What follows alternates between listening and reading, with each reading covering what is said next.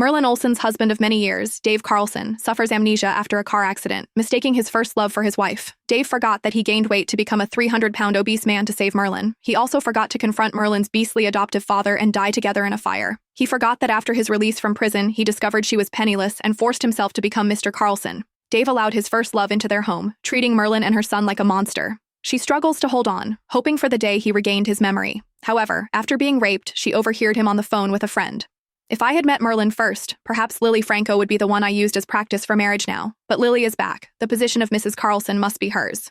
I should have pretended to be a thug. That way she would have learned her lesson. Merlin watched him slam the door on her, and her eyes suddenly welled up. She had no intention of putting up with a man like this anymore. Turning away, she went downstairs and started the car. Her child was waiting for her at home. The car slowly started moving. The cold night wind rushed in through the car window. This was the first time she hadn't disturbed Dave's good time since she learned he was faking amnesia, yet he had someone deliberately rear-end her car.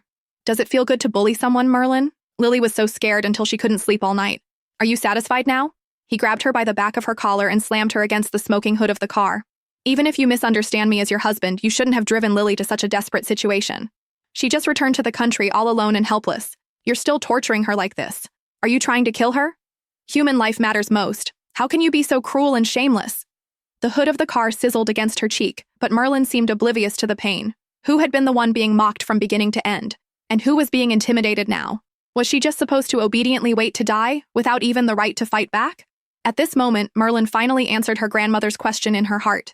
Because Dave no longer loved her. He had risked his life to donate bone marrow for her, served time in jail, and even gone to sea. Before overhearing the phone call, she foolishly chose to believe him. She believed he had only lost his memory in a car accident and mistaken Lily for her, which was why his feelings, and his treatment of her and their son, had changed so drastically. Merlin never dared to dream that the amnesia was fake, the love was fake, and even the marriage was just a tool to use her as a practice subject. The man who spoke gently even to the waitress, whose manners were ingrained in his bones, actually disguised himself as a thug and raped her to force her to leave. Thinking you're my husband. That's right. All these years it was just wishful thinking on her part, just a pathetic joke.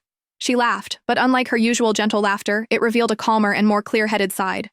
Stop pretending to have amnesia, Dave. It's pointless. I'll only ask one question. Have you ever, even for a moment, truly liked me?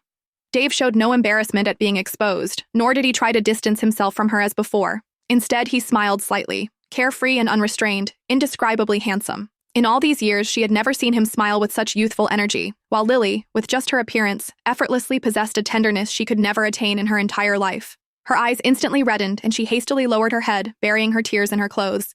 Answer me. She lowered her head, watching the gradually falling rain, stubbornly wanting an answer.